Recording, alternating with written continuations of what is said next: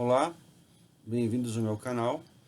Meu nome é Fernando Vitti e eu sou o autor dos contos de terror, mistério e fantasia que apresento aqui.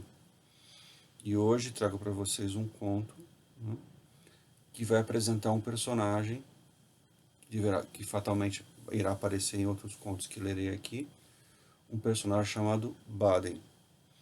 Baden, que a gente pode dizer que ele é uma espécie de consultor para assuntos místicos.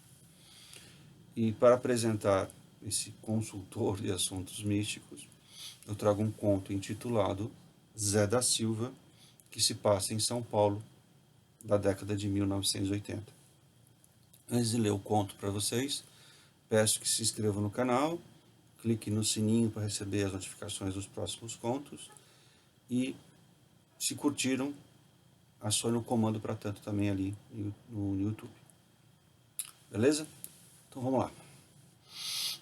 Zé da Silva, centro de São Paulo, 3 de julho de 1981, 11h08 da manhã.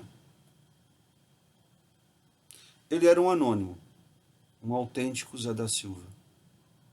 Surgiu na estação de metrô em Anhangabaú, com suas roupas antigas, surradas, mas limpas. Ele vestia terno e calça social pretos. Seus sapatos, engraxados, e a gravata eram da mesma cor. A camisa bem passada e as meias eram brancas. Seu bigode, de alguns fios grisalhos, era bem aparado. Ele carregava um pacote, do tamanho de uma caixa de sapatos, embrulhado em papel pardo e amarrado um barbante branco. Na rua 24 de Maio, ele dobrou à direita para a Avenida Ipiranga. E na Avenida Ipiranga, virou à esquerda para a Avenida São João e se dirigiu ao bairro de Santa Efigênia. Numa rua escura e estreita, entrou em um dos tantos prédios comerciais que existem na região. Subiu as escadas até o terceiro andar. Sentou-se no chão, no fim do corredor, sob a janela da área comum. Colocou o pacote no piso, à sua esquerda, e fechou os olhos. Rapidamente, o rumor tomou o centro velho de São Paulo. No final da tarde do mesmo dia, milhares de pessoas se dirigiram ao prédio de Santa Efigênia. As centenas. Os primeiros que chegaram aglomeraram-se no terceiro andar, nas escadas e no lobby de entrada do edifício. Como estabelecia a tradição, os mais próximos do Zé da Silva permaneceram a 2 metros de distância. Desde 1974, não se via um Zé da Silva. Por volta das 18 horas, eu recebi um telefonema. Sr. Baden, boa noite. Perguntaram do outro lado da linha. Há um Zé da Silva no bairro de Santa Efigênia. O senhor poderia auxiliar a Defesa Civil? Eu, após alguns poucos segundos de silêncio, pelo impacto da notícia, respondi. Senhora, não há o que fazer. Eu recomendo que mantenha o policiamento na região para garantir a segurança das pessoas. Se possível, restrinja o mais que for possível a circulação dos carros na área. Do outro lado, perguntaram mais uma vez. Mas não haveria alguma possibilidade de retirá-lo, movê-lo de lá? Eu respondi de maneira incisiva. Não, nem tentem. É impossível. E nem recomendo que tentem. O Zé da Silva não se moverá e a multidão presente fatalmente se revoltará. A probabilidade de confronto e quebra-quebra na região não é nada desprezível. Obrigado, Sr. Baden, responderam e desligaram. Fenômenos como esses são raros. Eles só ocorriam na cidade de São Paulo. Nunca se descobriu porque eram chamados de Zé da Silva.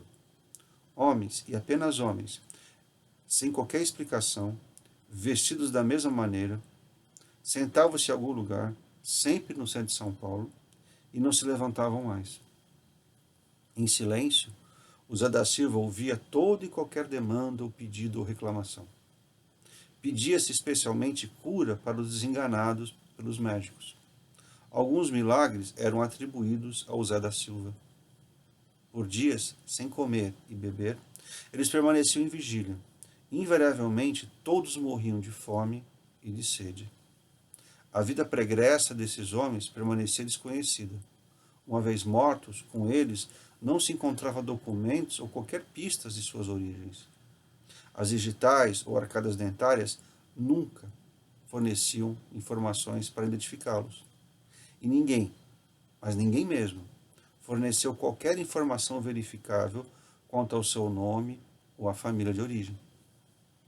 O maior mistério de todos era a impossibilidade de se mover um Zé da Silva. Desde os primeiros registros de suas aparições, em fins do século XIX, até mesmo cabos presos a tratores foram utilizados sem sucesso.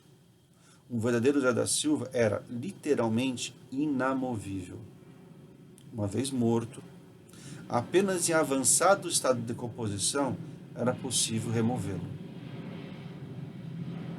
No meio da madrugada do mesmo dia, ou melhor, no dia seguinte, resolvi visitá-lo, no bairro de Santa Efigênia. Eu nunca havia visto um Zé da Silva antes. Só os conhecia dos livros ou pelos relatos de testemunhas oculares. A primeira aparição registrada de um desses homens foi em 1892, na Praça da República. Uma senhora afirmou então ter sido curada de sua surdez após se aproximar daquele homem estático e mudo, sentado há mais de 2 dias em um dos bancos da praça. Na ocasião, 2 médicos atestaram a cura. As outras manifestações se deram em 1909, 1915, 1936, 1957, 1963 e 1974. Em todas essas ocasiões, o comportamento do Zé da Silva foi sempre rigorosamente o mesmo. Naquela noite, quando me aproximava da rua em Santa Efigênia, encontrei os 7 Zés da Silva do passado. Não se tratava de imitadores, mas de espectros. Cada um deles carregava o seu próprio pacote. Como se me aguardasse, entre as árvores da Praça Júlio de Mesquita, ao me avistarem, os fantasmas caminharam na minha frente, como que formando um cortejo. O silêncio, então, foi absoluto. Não se ouvia qualquer som da cidade.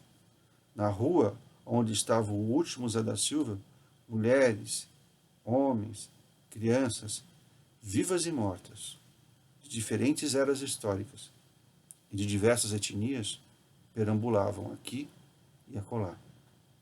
Todos, invariavelmente, descalços. Nos 2 lados da calçada e na rua, o sangue brotava onde os vivos e os mortos pisavam.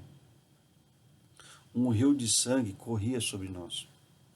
O brilho vermelho do sangue iluminava aquele quarteirão. Todas as marcas da violência estavam ali expostas. Os 7 Zés da Silva se dispersaram quando eu entrei no edifício. Para minha surpresa, aquele prédio estava vazio. E no seu interior permanecia o mesmo silêncio. Subi as escadas. No 3º andar, onde encontrei o Zé da Silva, ele abriu os olhos assim que eu me aproximei. Ao se levantar com seu pacote em mãos, seu olhar era inexpressível. Após entregar meu pacote, ele perdeu o equilíbrio e caiu. E constatei que estava morto. Desci para a rua. Os outros Zés se aproximaram e eu lhes entreguei a caixa do número 8. Assim que a receberam, partiram em silêncio. A multidão de vivos e mortos se dispersou. Todos os fantasmas se foram. O sangue, porém, permaneceu nas calçadas e na rua. Enquanto mantive a caixa em mãos, a caixa do último Zé da Silva, senti que o peso da mesma caixa era praticamente nulo, zero. Se eu a soltasse, o vento a levaria. Por conter tamanho vazio, não ousei abri-lo.